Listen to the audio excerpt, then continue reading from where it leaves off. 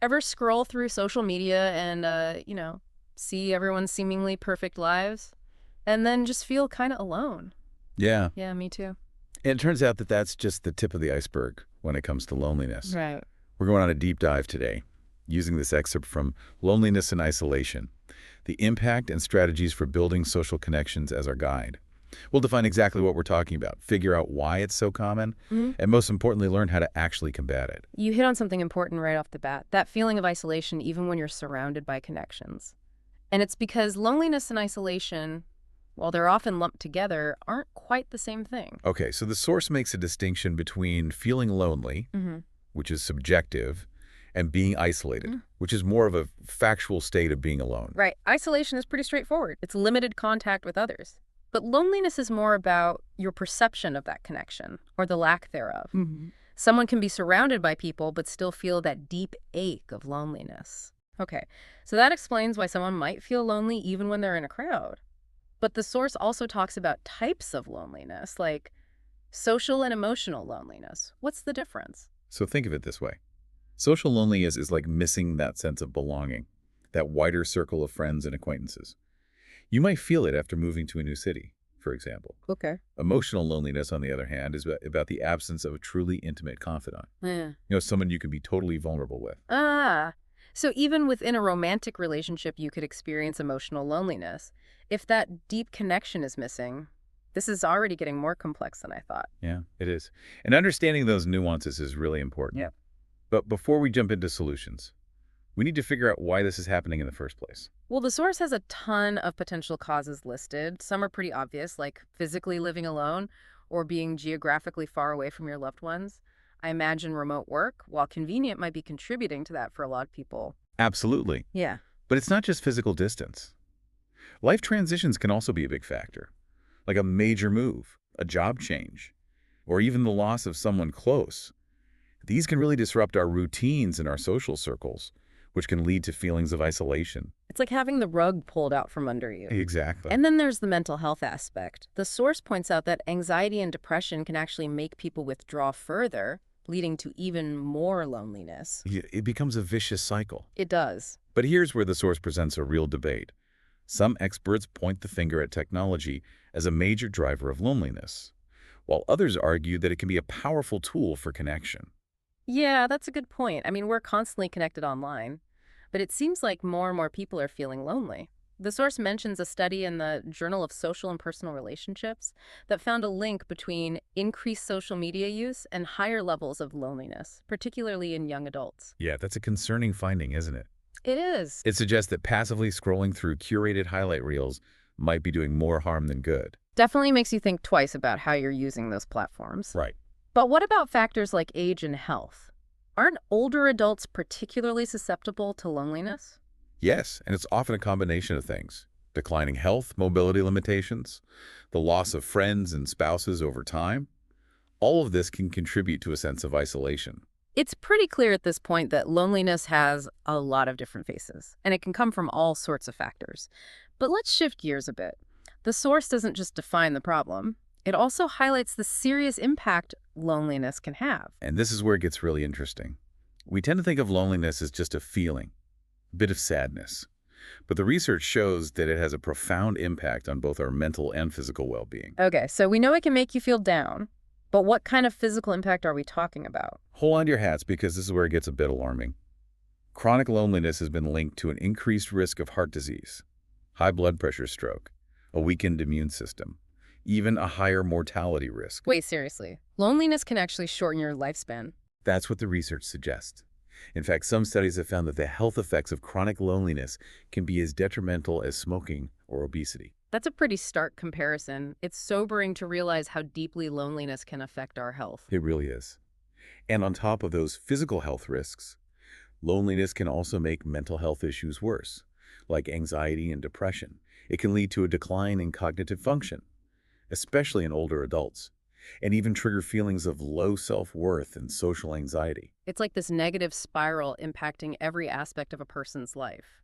The source mentions a study that followed older adults over a 6-year period. And those who reported feeling lonely were significantly more likely to experience a decline in their cognitive abilities compared to those who felt socially connected. That's a powerful example of how this seemingly emotional issue has tangible, measurable consequences. Okay, so we've established that loneliness is more than just a feeling. It has a real impact on our lives, and it seems like it's more common than many of us might realize. Absolutely. Yeah.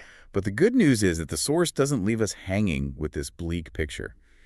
It also outlines some concrete strategies for addressing loneliness and fostering meaningful connections. And that's what we'll be exploring in the second part of this deep dive. Okay, so we've covered the what and the why of loneliness, and wow, it's a lot to process. But I'm ready to move on to the now what. Right. Thankfully, our source material dives into some strategies for combating loneliness, and that's what I'm really interested in exploring. Yeah, it's definitely encouraging to see that the source doesn't just dwell on the problem. It offers some potential solutions. And the first one might seem obvious, but it's crucial. Reaching out and building new networks. No, like joining that pottery class I've been thinking about, or maybe volunteering at the animal shelter. Those are good examples, right? Absolutely. Think about activities or groups that align with your interests. That way, you're more likely to meet like-minded people and spark genuine connections. Yeah, I remember when I first moved to a new city after college, I felt so lost and alone. Then I joined a hiking group, and it completely changed things. Not only did I discover some amazing trails, but I made some great friends in the process. That's a perfect example of how putting yourself out there, even if it feels a bit uncomfortable at first, can lead to rewarding connections. For sure, but what about the connections we already have? The source also talks about strengthening existing relationships. That's right. It's easy to let those relationships slide, especially in our busy lives. But setting aside dedicated time for loved ones, really engaging in meaningful conversations, can make a world of difference. So not just sitting in front of the TV together, but actually putting down the phones and having like a real heart-to-heart. Exactly. And that also means being open and vulnerable about your feelings. If you're struggling with loneliness, sharing that with someone you trust can be incredibly liberating. It can be scary to be vulnerable, but the source makes a good point. It allows others to offer support, and it creates a deeper sense of connection. But what about technology? We talked about how it can contribute to loneliness, but can it also be a tool for connection? It absolutely can. The key is using it mindfully instead of passively scrolling. Seek out online communities that cater to your interests. Video calls can bridge the distance with loved ones. And there are even virtual support groups that offer a sense of community for those facing specific challenges. I know a lot of people who found solace in online support groups during the pandemic. It was a way to connect with others going through similar experiences and feel less alone. But the source also emphasizes the importance of self-compassion and personal growth. How do those tie into combating loneliness? Well, when you're feeling lonely, it's easy to fall into negative self-talk and isolation. But practicing self-compassion, being kind to yourself, can help you navigate those difficult emotions. So instead of beating myself up for feeling lonely, I should focus on treating myself with the same kindness and understanding I would offer a friend. It's exactly. And personal growth activities like pursuing hobbies. Learning new skills can also boost your self-esteem and create opportunities for connection. Remember that pottery class you mentioned? That could be a great way to nurture your creativity and potentially meet new people. Okay, I'm definitely signing up for that class. But what if you've tried all these things and you're still struggling? The source does mention seeking professional support, right? Yes, and this is important. Sometimes we need a little extra help.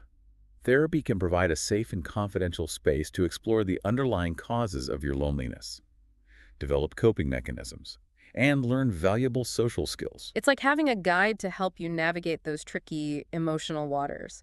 The source also mentions support groups as a valuable resource. Yeah, support groups can offer a sense of belonging and shared experience. Knowing you're not alone in your struggles can be incredibly validating and empowering. So we've got this whole toolbox of strategies. From joining a hiking group to practicing self-compassion to seeking professional support, it's inspiring to see that there are concrete steps we can take to address this issue. And the beauty of it is that even small, consistent efforts can make a big difference. You don't have to overhaul your entire life overnight. It's about taking those baby steps, one connection at a time. Speaking of baby steps, I'm curious, have you found any of these strategies particularly helpful in your own life? Well, I've always been a bit of an introvert, and I used to struggle with feeling isolated, especially after long days at work. But I started making a conscious effort to schedule regular phone calls with friends and family. It doesn't take much time. But it's amazing how much those conversations can lift my spirits and make me feel more connected. That's a great reminder that even those seemingly small gestures can have a significant impact. It's about making connection a priority. Wow, it's amazing how many different ways there are to tackle loneliness. Yeah. We've gone from feeling totally overwhelmed by this problem to having all these strategies, which is pretty empowering. Yeah, and the source really emphasizes that it doesn't have to be this huge dramatic change. Even small, consistent actions can really shift things over time. So instead of feeling like I need to have this jam-packed social calendar, I can start by doing something simple, like calling a friend I haven't talked to in a while. Exactly. Or maybe instead of scrolling through social media on your lunch break, you could use that time to strike up a conversation with a coworker. It's true. Those little interactions can really add up, and it reminds me of something I read about the butterfly effect, how even tiny actions can create this ripple effect. Good. And maybe reaching out to someone you know is struggling is all it takes to make a difference in their day. I love that analogy. It really highlights how interconnected all of our experiences are and how even small acts of kindness can have a much bigger impact than we realize. Yeah, it's not just about helping ourselves, it's about contributing to a world that's more connected and compassionate. Absolutely. Yeah. And as we cultivate these connections, both new and old, the Source encourages us to approach them with authenticity and vulnerability. Let people see the real you, share your experiences, and be open to receiving support. It's in those moments of genuine connection that loneliness truly starts to lose its grip. Yeah, it's about letting go of the need for this perfect facade and embracing our shared humanity. I mean, we all crave connection. We all have insecurities. We all experience loneliness. Right, and by being open about those experiences, we create a space for genuine connection and empathy. It's a reminder that we're not alone in this journey. So well said. And as we wrap up this deep dive into loneliness and isolation, I'm walking away with a sense of hope, knowing that we all have the power to make a difference, both in our own lives and in the lives of others. And remember to be patient with yourself. Building meaningful connections takes time and effort, and there will be setbacks and days when the loneliness feels heavier than others. But don't give up. Keep reaching out, keep engaging, and keep believing in the power of human connection. Such a powerful message to end on. So to our listener, we'll leave you with this. What's one small step you can take today to combat loneliness in your own life or to help someone you care about who might be struggling? It could be a text message, a phone call, a simple act of kindness. Just remember that every act of connection, no matter how small, creates ripples of positivity. And as those ripples spread, we create a more connected, compassionate world, one interaction at a time.